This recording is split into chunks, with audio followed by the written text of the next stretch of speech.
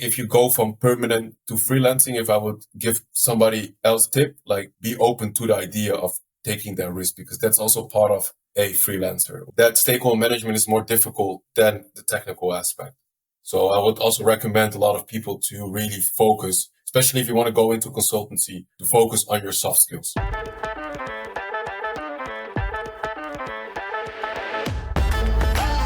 Welcome to Data and AI Talks. My name is Vincent Spruit, and today we're going to talk about how to become a data engineer. Maybe if you have a little bit of a different background like data science, data analytics, or even a software developer, how do you become from that place to become actually a data engineer? The idea behind it is that right now in the market, there's such a big demand for data engineers. Most organizations want to hire them, and it's really hard to find them. Specifically in Netherlands, if you need a Dutch-speaking data engineer with about 4 or 5 years of experience, there's no way that the companies are finding them right now.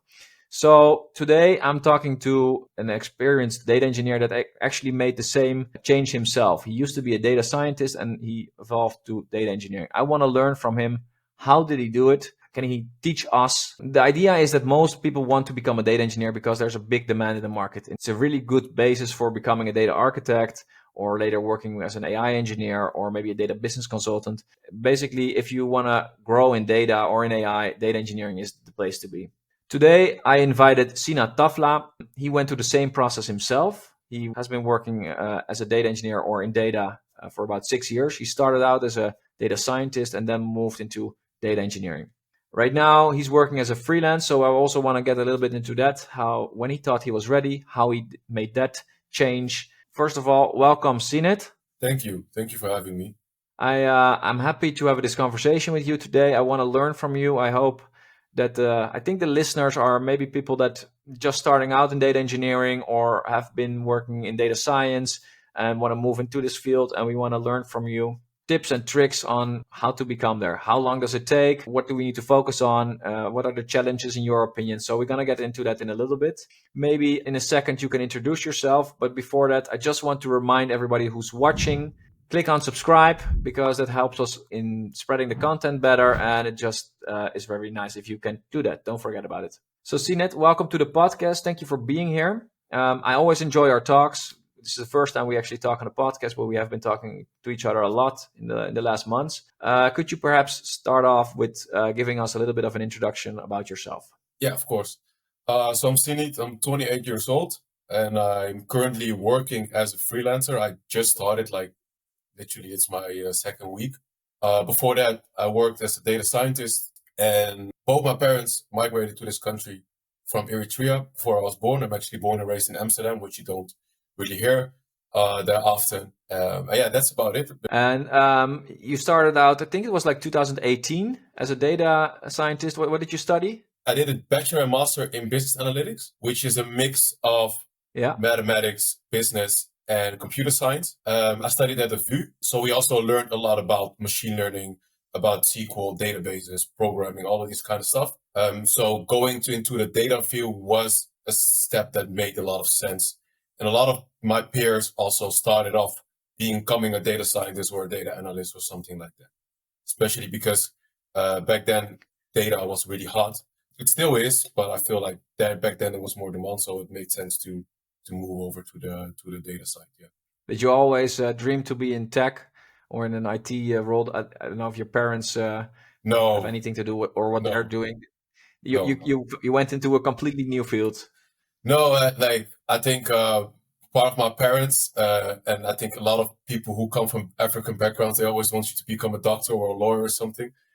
For me, I had no idea what I wanted to do, but I liked mathematics. When I was in high school, I liked business, so I found something that kind of was in the middle of that, and I just went for it. And it actually happened to be study that I really enjoyed doing it, but it was never that I knew what I wanted to be.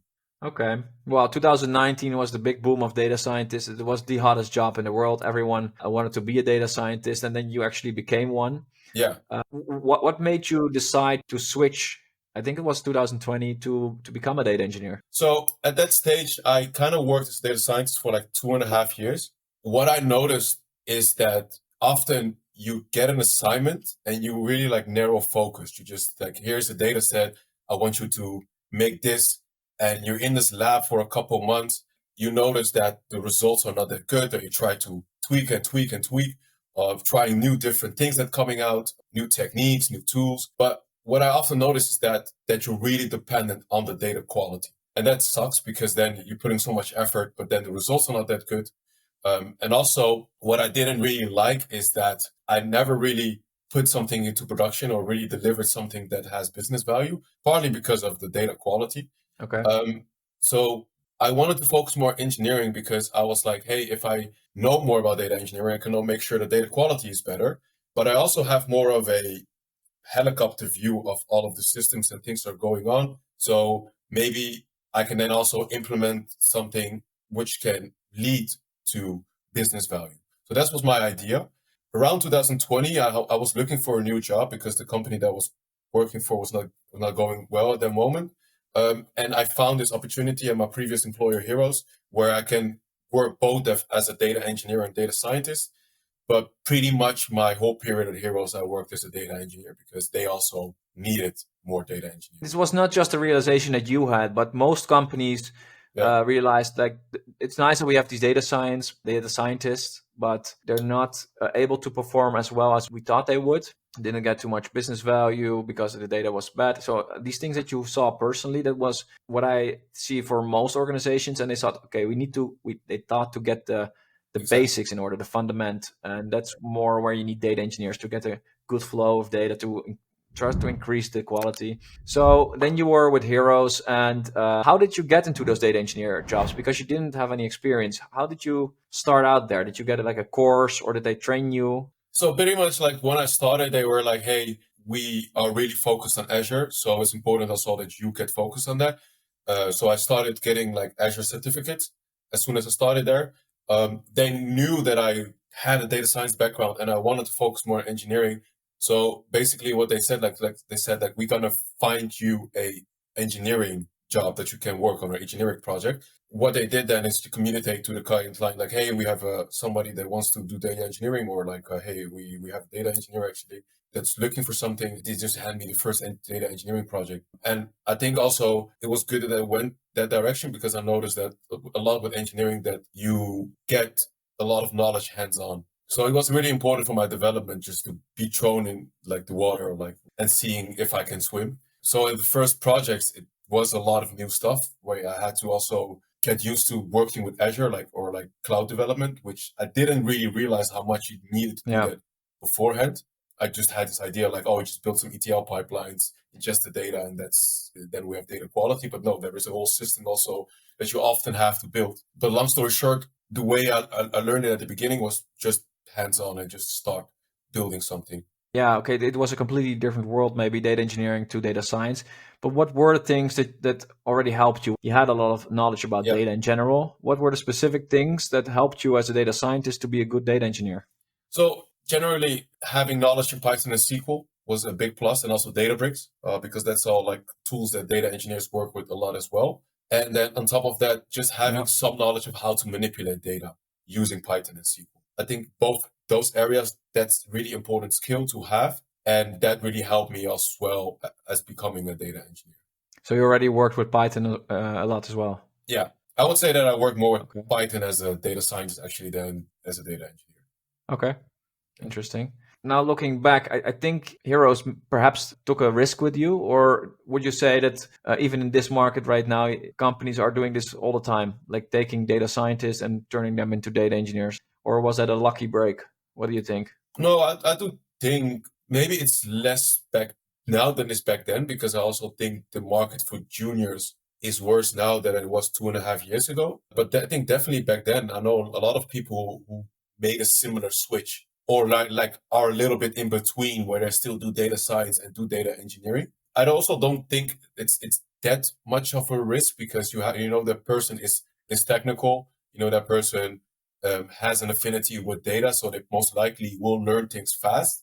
But yeah, like I said, the first project it's always a little bit hard, right? The first iteration is always so much new coming up. What was maybe a lesson that you learned throughout the last years that you would have liked to know upfront?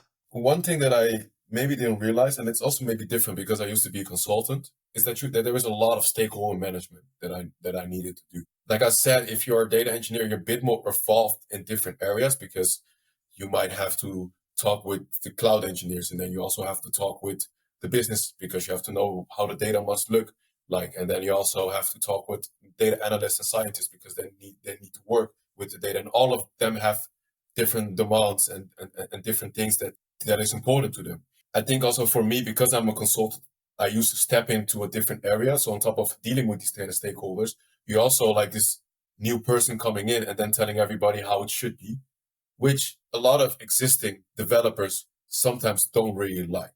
And that's also then important to take them with you and be like, hey, I'm not a threat. I'm here actually to help you guys get more value from your data. So I would definitely recommend it. Yeah, maybe also have a little bit of a humble mindset. Not you don't come there to because you are much better or teach them everything. They probably also have a lot of knowledge themselves, right? Exactly. So You're there's also a there lot of to things I learn. can also actually tell them as well, like we are a team, because a lot of times you also depend on them because they know all of the things that happen with the data and in the business and what is important and all of those different things in the company which can help you as well to deliver more value. So it is important one side to be humble from my side, but also from the place, the people that you are going to work with. But on top of that is sometimes you don't need to take things too personal because you're there temporary. So that's always a nice thing to remember. Sometimes it's important to remember like not to take too many things too personal because like you're just there temporary. If you're starting to take things personal, people might say that will also not be good for the value that you put out. And on top of that, if you have a lot of resistance from people, but you continue to deliver value, you will see that you will get a lot of people along with you. And then the people who are sometimes really resistant, it will also show that they are not willing to cooperate. So it will actually look bad on them. So sometimes you just have to trust yourself and be like, okay, I'm getting all this resistance. I'm just gonna play it cool, power through it, and after a few months, you will see how helpful they are and how happy they are that about the value that you bring. So data engineer is not just about sitting behind your desk and building pipelines. It's also about building relationships, maybe be a little bit likable and it's easier maybe to get things done. It's not just about building the best technical solution. It's also No, about definitely. getting people to be involved and to actually use it and to contribute to whatever you're building. I guess that makes your life easier in the end. And so that's the lesson that you learned from this. Yeah, definitely. I would even say that maybe even that stakeholder management is more difficult than the technical aspect. So I would also recommend a lot of people to really focus, especially if you want to go into consultancy, to focus on your soft skills. Okay, you seem like a guy that's naturally good at communicating. Did you Yeah. take any courses or something? No, not really. So it was just a natural skill. Maybe I'm just a skill that I have. That's good to know. Yeah, I do know that more and more companies are actually training their people on communication training, Yeah. and it's so helpful. I think everyone can benefit from that. This is also another thing that goes around in the market. There's more and more people with sometimes even like 6 months of experience, but usually like 3, 4 years of experience who think, okay, I want to go freelance. Yeah. Basically because you can choose your own assignments, but maybe more even because you can earn a lot more money, probably double of what you're earning normally. Yeah. When did you think, hey, I also want to freelance and I think I'm ready? So for me, it was never really that I thought I was going to freelance. You were asking me 2 years ago, I'll be like, no, probably it's not something for me.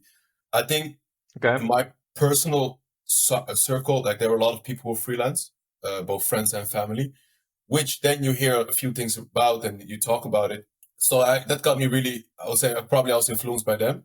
The moment I realized how like I could do it is when I was thinking like, hey, okay, essentially from the day-to-day work as a consultant, it's not that different, right? You come into a new customer, you try to add value, make a customer happy, stuff like that. And then you have all of this surrounding, like you have to get administration, find a job, stuff like that. And I knew I am pretty much a person that's self-reliant, that disciplined, that makes sure that if something important needs to be done, that I do it. So I was thinking like, okay, I'm pretty certain that I can manage all of those things as well. If, with all due respect, I see some people, I know personal people and probably the people that I'm talking about are watching this podcast, that they were probably laughing if I mentioned this. But I knew some people who were freelancing who were less capable of managing some of this kind of stuff than I was. So I was like, if they can do it, I can probably do it. So that's why I was like, okay, maybe it's time for me to think about it. And since this year, I was really like focused on like, hey, and this is the time for me to start doing it. I was not really growing anymore, I felt. So this was a good opportunity to kind of move forward and also have all of those benefits that you were just talking about, right? Do you think your background in consultancy helped in being a freelancer? Would that be a Yeah, good career choice for other data engineers? yeah, 100%. I will say because I'm essentially doing consultancy right now. So I would not know if I was as Yeah. confident of us becoming a freelancer if I was just an internal freelancer and I was working somewhere for 4 years. It's that constant change, that constant coming into a company, delivering short-term project and moving on and being able to adjust to different projects and identify That's also definitely a what skill. the but the pain points are the customer, and then Yeah. delivering value. Those are things that come as a consultant, and that is definitely important as a freelancer as well. Was it the moment you thought, okay, I'm going to freelance? I know that for a lot of people, it is a little bit scary to actually resign, and they think, well, let's first find a freelance job, then I resign, but then they have a 2 month notice period or something. Mhm. How did it work for you? Oh, that was difficult because I've heard that a few times. Like, hey, you got a good profile, but this customer wants somebody in 2 weeks. And for me, I Yeah. always had my notice period, so it was really difficult to find something because the competitors can always start like after 2 weeks, 3 weeks. Now that I'm in as a freelancer, of course, I don't have to deal with these notice periods anymore. But it was difficult, and I was thinking even maybe I should just quit and take the risk myself. I knew I had some buffer that I can, that I can play with. But I think if you go from permanent to freelancing, if I would give somebody else tip, like be open to the idea of taking that risk, because that's also part of a freelancer or being working on your own, that you're able to do to take any risk. It's good to do some research up front as well on what does it mean. I know we had Yeah. a lot of talks together about what it meant to be freelancer, all the questions maybe that you had. I tried to answer as good as I could, but also just I think many people jump into something like that because they just see the benefit of more money and they forget about a lot of things. Sometimes, if you're a freelancer, you don't have a job for 3 months in a row. That doesn't give you income, but it's also very stressful. Should I get back to a perm job? And these kind of thoughts, it's good to know up front what you're getting into and that you should have a buffer, for example. If you Yeah. don't have any spare money, it's really hard to do that. Then you are at the mercy of the market. And so, what tips, besides, of course, booking an introduction call with me, would you give to a starting data professional, maybe also a starting freelancer? As a starting data professional, I would definitely say get some basics in, some basic theoretical knowledge, programming knowledge, those kind of things. Hands-on experience is really something that will help you grow a lot. So if you can't find a job, maybe just find any project that you can work on, side projects maybe. At a company first, and this goes both for the starting data professional as a freelancer. You're not there to be the smartest person. This is like an idea that we have in university, that you have to have the best grade and all of this kind of thing. You're there to deliver value. If you can really quickly identify what the pain points are and just deliver value, and you don't even have to make something complicated. Sometimes just having an API connection and just showing this is the data that you have, it can be like so insightful. It means so much to different stakeholders. Just try to deliver value. And if you can do that, you will like get a really good first impression, which would impact like the way people will view you during your time or your project. And just constantly keep up with the market. Try to get certificates. I don't like doing it. It's really boring if you ask me. But I do notice that it's really helps you to build a resume. And often in a lot of vacancies, you will see that they just demand like get Is it the just Azure. just for the CV, or do you actually also learn something from it? You do learn something from it. No, I would say you do learn something from it. But often the way you implement different tools is different than what you learn during the certifications. But for theoretical knowledge, it's really good. And those theoretical knowledge sometimes also helps you with certain decision making, which can have, of course, long-term effects of your results. Good. So it seems you have been riding the wave, first data science and the data engineering wave. Yeah. Now getting into the freelance, you're on to It somehow looks like you made all the right decisions in your Yeah. career, but it's always easy to say that Yeah. looking back. Let's look at it right now. What is next for you? What should we all see as the next wave according to you? That's a good question. I think I do want to see how freelancing goes for a while and just being self-employed. I don't know if I would like to have bigger company than a one-man company. So that's also kind of something that I want to figure out right now. But Mhm. I think eventually, I would love to build some kind of product. That's something that I Okay. kind of worked with and flirted with at Heroes, at my previous employer. But that's something that gives me most joy, I think. But from a data engineering perspective, for example, do you think data engineering is still a hot job in a year or in 2 years, or will it Yeah, be ML engineers or AI, or yeah, what do you yeah, think? definitely, definitely. I think the reason why data scientists are not really that much in demand anymore as opposed to 5 years ago is like what you said. Pure data science, pure experimenting doesn't always deliver value, but data engineers and machine learning engineers, I think those will stick around because companies see the value that they bring. So at least for the coming years, You don't think data engineers will lose their job because AI will take over? no, because also what I just also said, this really human aspect of understanding what you need to bring or what is actually asked for, how to translate that to technical implementations, that's still a really much human thing.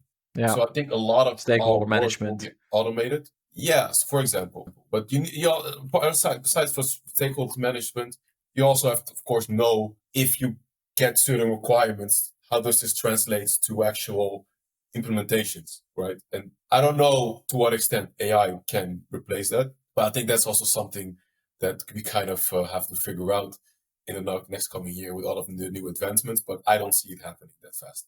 Well, thank you so much for the talk. I hope it was good information for the people listening on maybe helping you decide how to get into data engineering, if it maybe what to focus on. So certificates is good. Consultancy can be good if you want to be a freelancer, for example, see different environments, get that skill of easily adapting to a new environment. I think adapting in general is very important as a data engineer because Yeah. technology is also changing very rapidly.